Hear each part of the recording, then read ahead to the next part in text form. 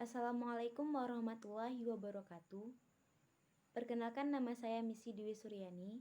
Saya berasal dari jurusan Administrasi Pendidikan. Pada saat ini saya akan mempresentasikan hasil analisis saya tentang terkait video yang telah disajikan oleh Bapak Profesor Hanif Al-Qadri, yaitu tentang komunikasi. Komunikasi adalah aktivitas dasar manusia. Dengan berkomunikasi, manusia akan saling berhubungan satu sama yang lain, baik dalam bidang kehidupan sehari-hari, di rumah, tempat pekerjaan, dalam masyarakat, di pasar, ataupun di mana saja manusia itu berada. Karena semestinya tidak ada manusia yang tidak terlibat dalam komunikasi. Komunikasi secara sederhana dapat kita maknai sebagai proses penyampaian ide, pikiran, perasaan, dan pesan, atau sering disebut dengan informasi.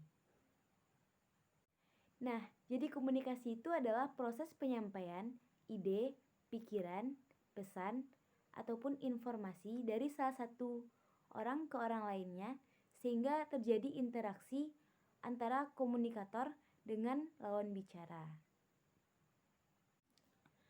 Proses suatu organisasi dikatakan efektif itu ketika ide, pikiran, perasaan, dan pesan yang disampaikan tadi persis sama, tidak ada penambahan, bahkan pengurangan, dan perubahan inti dari informasi yang disampaikan tadi. Apapun bentuk penyampaian komunikasi kita terlebih dahulu harus memperhatikan kepada siapa, seperti apa, bagaimana karakternya, bagaimana kemampuan mereka, pada tingkat level mana kemampuan bahasa mereka, karena disitulah letak berhasil atau gagalnya suatu komunikasi, yaitu berada di tangan kita, si komunikator. Jika yang kita sampaikan ini, maka inilah yang diterima komunikat atau lawan bicara.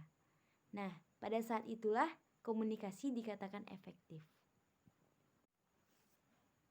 Agar komunikasi berjalan dengan efektif, kita juga harus mengetahui unsur-unsur dari komunikasi tersebut. Yang pertama, harus adanya komunikator.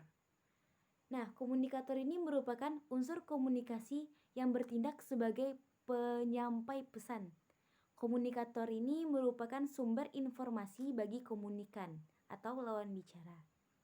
Apakah komunikan dapat menangkap dan mengerti sebuah pesan atau tidak, itu ditentukan oleh kemampuan komunikator dalam menyampaikan pesan atau informasi yang disampaikan. Yang kedua, itu pesan, yaitu berupa ide, pikiran, perasaan, ataupun informasi yang ingin disampaikan komunikator kepada komunikan. Pesan di sini bisa berupa kata-kata, tulisan, gambar. Karena sebuah komunikasi itu tidak hanya berupa kata-kata saja. Bisa berupa perasaan, sedih, senang, yang kita ungkapkan itu juga komunikasi. Yang ketiga, media komunikasi.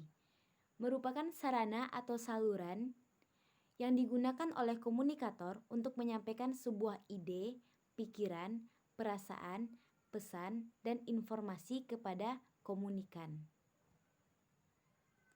Yang keempat, itu komunikan, yaitu penerima pesan atau lawan bicara.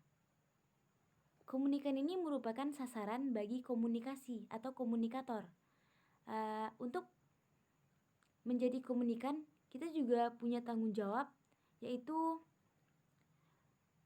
dapat memahami apa yang disampaikan komunikator kepadanya. Untuk itu, seorang komunikan yang baik harus memperhatikan apa yang disampaikan oleh komunikator. Yang kelima, itu gangguan. Yang mana gangguan ini mewakili bentuk-bentuk hambatan yang terjadi saat komunikasi, yang dapat mengacaukan sebuah pesan sehingga mengganggu sumber komunikasi. Yang keenam, yang terakhir, yaitu umpan balik. Nah, Umpan balik ini merupakan respon yang diberikan komunikan untuk menanggapi pesan yang telah diterimanya dari komunikator. Umpan balik dari komunikan akan mengukur apakah komunikasi berjalan dengan baik, apakah komunikan memahami pesan yang disampaikan, dan apakah tujuan komunikasi tercapai atau tidak. Tujuan komunikasi secara umum yaitu terjadinya perubahan wawasan dan terjadinya perubahan pengetahuan. Ini merupakan tujuan perubahan terbesar dari komunikasi. Nah, tujuan lainnya yaitu berupa mengubah persepsi sikap, perilaku, bahkan pengetahuan, terus dijadikan sebagai alat organisasi dan untuk mencapai suatu tujuan. Adapun fungsi dari komunikasi yang meliputi pertama, sebagai media ekspresi ungkapan perasaan. Ketika kita sedih, kita mengungkapkan perasaan kita kepada lawan bicara. Kita menceritakan segala hal kenapa kita sedih, dan pada saat itulah terjadi komunikasi. Yang kedua, proses aktivitas pengembangan kreativitas dan inovatif. Yang ketiga, koreksi. Yang keempat, penguasaan lingkungan. Fungsi lain komunikasi dapat dibagi menjadi 4 bagian juga. Yang pertama, fungsi komunikasi sosial. Komunikasi itu penting membangun konsep diri kita, aktualisasi diri, kelangsungan hidup untuk memperoleh kebahagiaan. Terhindar dari tekanan, orang yang berkomunikasi untuk menunjukkan dirinya tuh eksis. Inilah yang disebut dengan aktualisasi diri atau pernyataan ekstensi baik, karena ketika berbicara kita sebenarnya menyatakan bahwa kita ada. Yang kedua, fungsi komunikasi ekspresif. Ekspresif dapat dilakukan sejauh komunikasi tersebut menjadi instrumen untuk menyampaikan perasaan-perasaan melalui perilaku, pesan-pesan nonverbal. Seperti perasaan sayang, peduli, rindu, simpati, gembira, sedih, takut, dan sebagainya. Yang ketiga itu fungsi komunikasi ritual. Keempat, fungsi komunikasi instrumental. Komunikasi instrumental mempunyai beberapa tujuan. Tujuan umum. Pertama, menginformasikan, mengajar, mendorong, mengubah sikap, dan mengubah perilaku atau menggerakkan tindakan, dan juga untuk menghibur.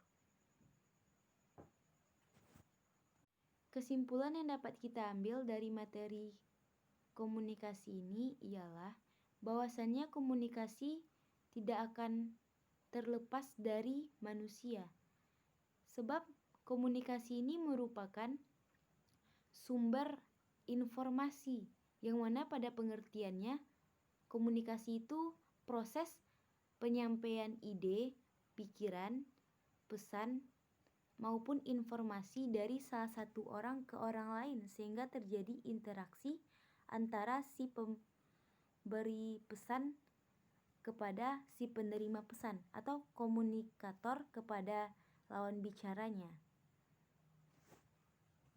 Nah, agar komunikasi berjalan dengan efektif, hal yang pertama kali harus kita pahami yaitu bahwasanya kita harus tahu kepada siapa, terus siapa orang tersebut, bagaimana karakternya, bagaimana kondisi dan keadaannya.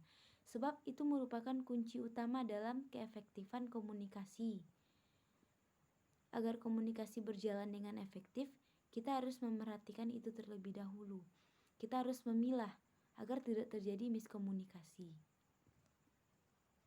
Mungkin cukup sekian presentasi analisis dari saya. Jika ada kata-kata yang salah, mohon dimaafkan. Wabillahi taufik wal hidayah. Wassalamualaikum warahmatullahi wabarakatuh.